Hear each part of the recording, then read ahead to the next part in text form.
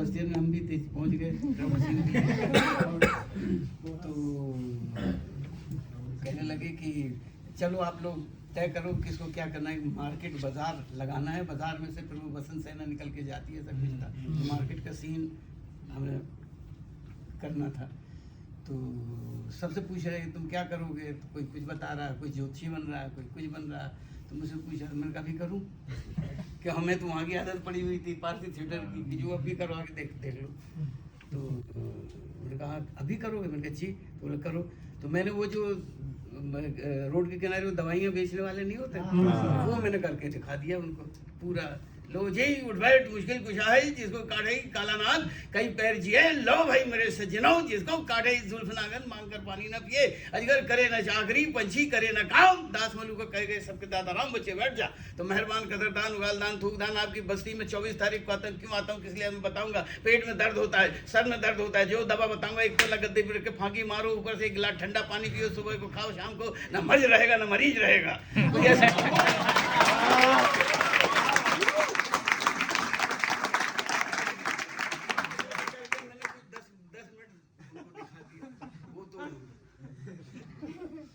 तक बोलते रहा, फिर इम्प्रोवाइज करके तब तो उनका कि अच्छा ये वो शाम को आ गए हॉस्टल में आए और कहने लगे रघुवीर वो संवाहक का रोल कर लेना।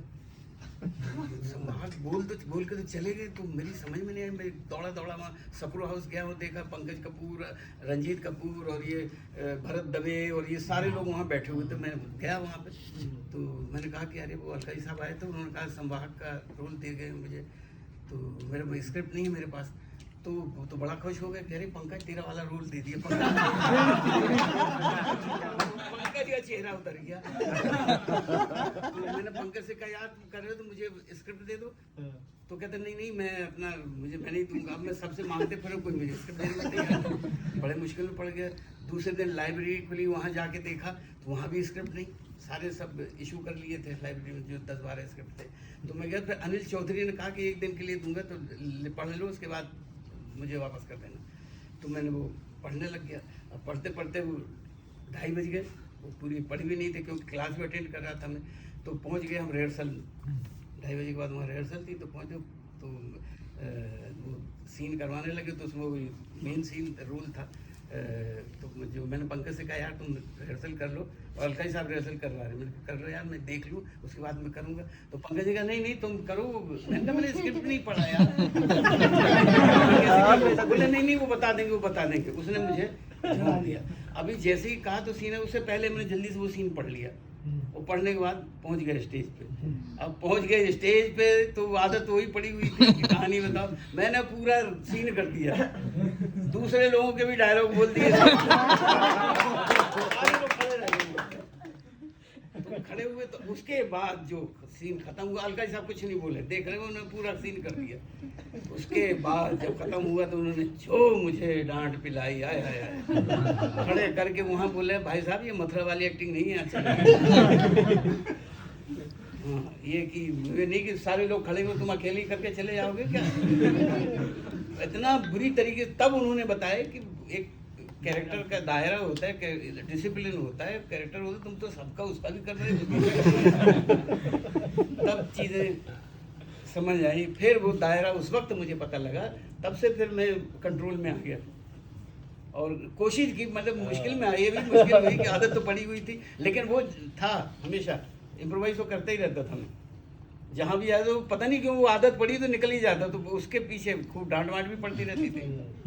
एक वो जसमा मॉडर्न हम प्ले करते थे, तो उसमें रंगला नायक, हाँ।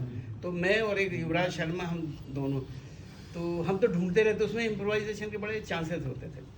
तो हम एक जगह पहुंचे दिल्ली के पास जहाँ HMT की घड़ी बनती है, वो फैक्ट्री है वहाँ HMT की घड़ियों की। तो 3-3.5 हज़ार की ऑडियंस बैठी हुई, वो प्ले चल रहा है, और उसमें एक जगह है सोने की छड़ी, रुपए की मशाल, जरियन झाला, मोती माला, वो कुछ है, महाराज पधार रहे हैं। तो वो सामने से आया युवराज, उसने कहा सोने की छड़ी, तो मैंने इधर से कह दिया HMT की घड़ी। हाय पूरा बवाल हो गया। खड़े हो गए। और उसके बाद तो पूरा प्ले HMT की घड़ी में चला गया। जैसे ही मैं आता तो चिल्लाते HMT की घड़ी।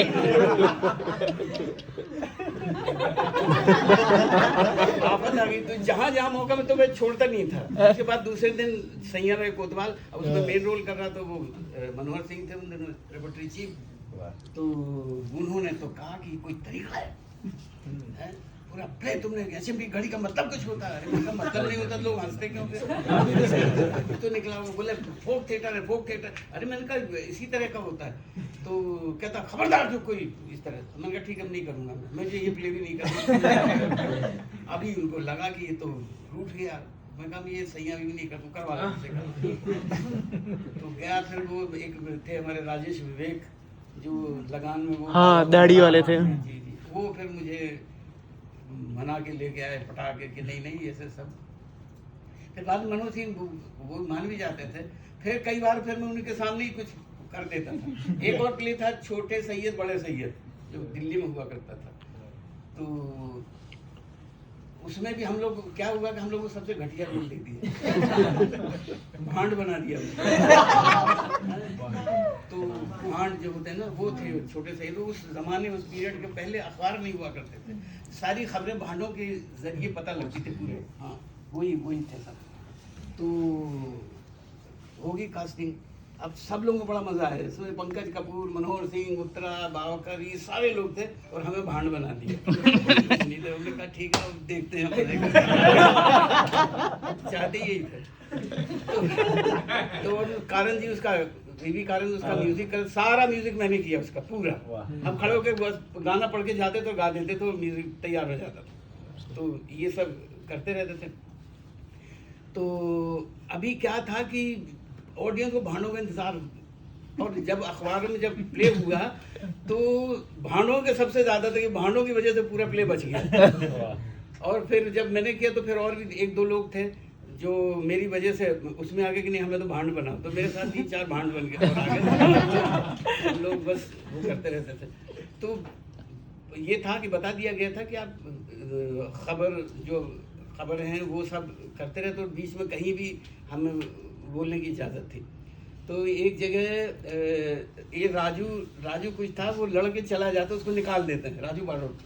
तो करके उसको देश निकाला दे देते हैं, भगा देते हैं। हम वहीं खड़े होते हैं। मैंने कहा जब यहाँ कुछ नहीं कर पाया तो वहाँ क्या कर लेगा जाके। तो ये फिर डांट पड़ गई मुझे कि ये डायलॉग था नहीं, तूने बोला क्यों? और पब्लिक हंस दी कि वहाँ का जाके क्या कर लेगा, बस इतनी कहा मैंने, वहाँ जाके क्या कर लेगा पब्लिक। और दूसरे दिन फिर डांट पड़ी कि तुम क्यों बकवास करते, वहाँ की सीरियस ये चल रहा है, तुमने वहाँ जाके क्या कर लेगा। दूसरा फिर दिन आया, दूसरा शो फिर तो खड़े हुए तो लोग आ जाते थे देखने, रिपीट शो देखने आते थे। तो जैसे वो जाने लगा तो मैंने कहा आज मैं कुछ नहीं बोलूँगा। कुछ नहीं बोलूँगा, फिर पब्लिक हंस रही थी।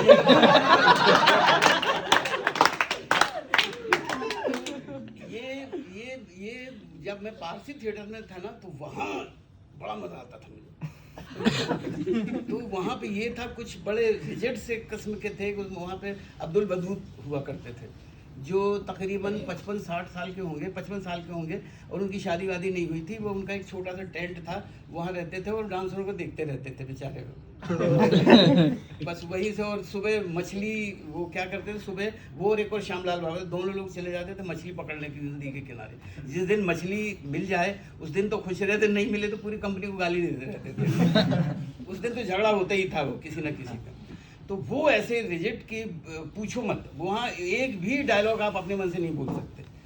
तो एक प्ले था वहाँ, समाज की भूल।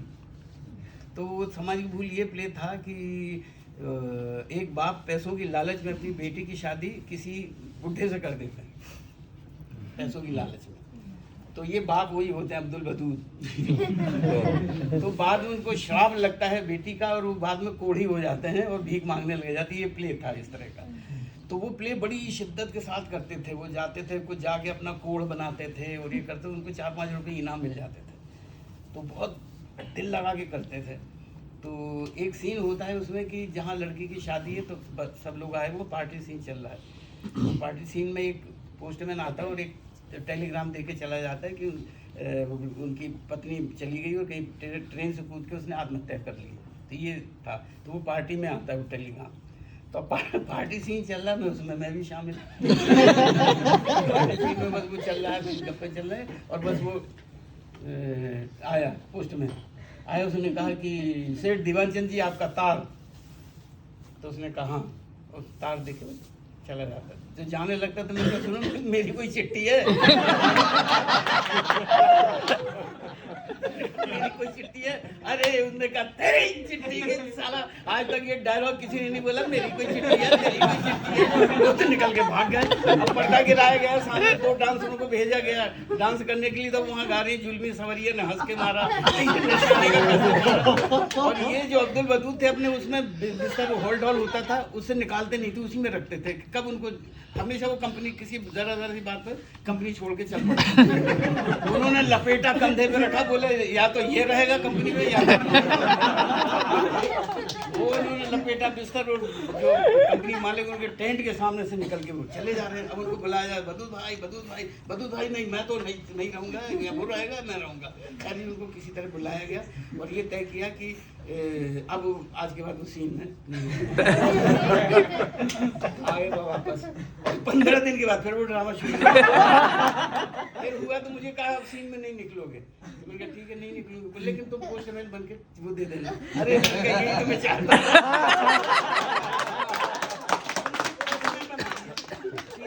आया वो सीन फिर से, तो चल रहा है सीन और मैं बाकायदा पूरा, जैसे पहले तो कोई भी खानसामा या कोई भी जाके ऐसे पजामा पहन के वो दे आता था, मैंने पूरा ड्रेस पहना पोस्टमैन का, झोला लटकाया, टोपी लगाई और पूरा बगल में सारे वो रखे और जाके बिल्कुल कायदे से पहुंचा। अच्छा उनको नहीं मालूम था कि पोस्टमैन इसे बना दिया। जैसे मैं गया मैंने कहा सेठ दीवानचंद जी आपका तार। तो उन्होंने देखा तो कहते उन्होंने कहा मैंने कहा हूँ क्या कर रहे हैं आपका तार।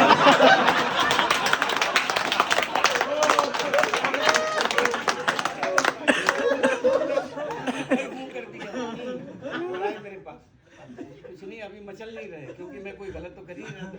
मैंने कहा मुँह क्या कर फिर लेने के लिए। तो जैसे ही तार लिया तो लौट के मैंने कहा जा कहाँ रहे हैं, इसमें साइन करिए। साइन करवाता करके ले जाता ना कि मैंने पूरे नाम लिखे हुए थे, नंबर डाले हुए थे, उनसे कहा कि साइन करिए। तो फिर कहा थोड़ा गुस्से में आ गए, पहन लिया उन्हें, हाथ करने लग गया। तो मैंने वहाँ नहीं, जब देखा मैंने कहा वहाँ नहीं, 9 नंबर पे। मेरे हाथ में बोल दिया कि तेरे 9 नंबर की साला आज तक किसी ने 9 नंबर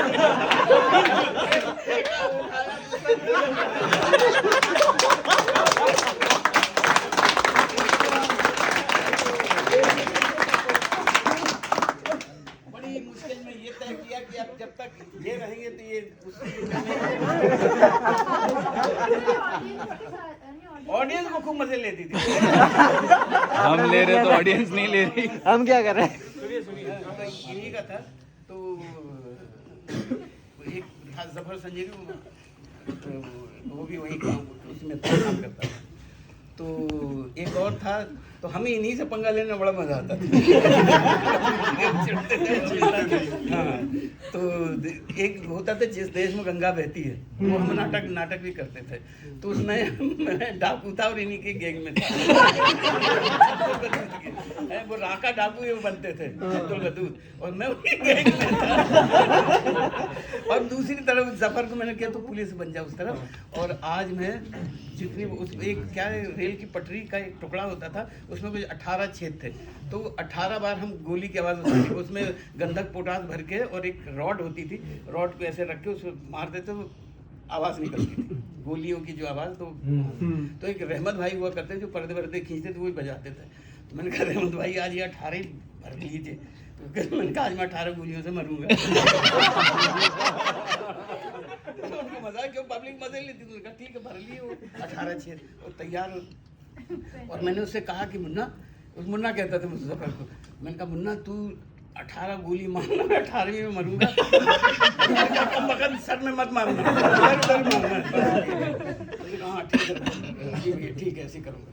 और अभी क्या है, राका डाकू को मौका ही नहीं मिलता। निशाना मेरे पे, वो तो भगा दिया उसको, हमारे दोनों के गेम चल रहे। निकलते ढूंढते आता था, उधर जाता, फिर वो गोली लेके आता था और मार देता। पहले उसने यहाँ मारा तो मैंने हाथ ऊपर, फिर यहाँ मारा तो ये कर लिया, करते करते फिर यहाँ मारा तो ये कर लिया। और फिर 3-4 मारने में कम वक्त है, 6ठी गोली तो मैंने मरा नहीं, मैंने मुंडी लटका दी। ये गिर गया, फिर कंधा मारा, फिर ये लटका दिया, फिर ये करते करते अभी पब्लिक चिल्ला रही कि अबे साले आदमी है कि ऊंट है।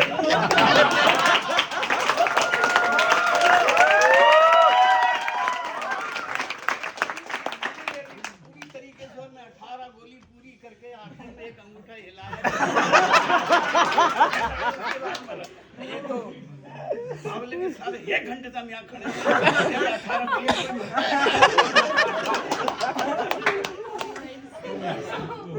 तो ये सब वहाँ सब हम करते रहते थे इसी तरह।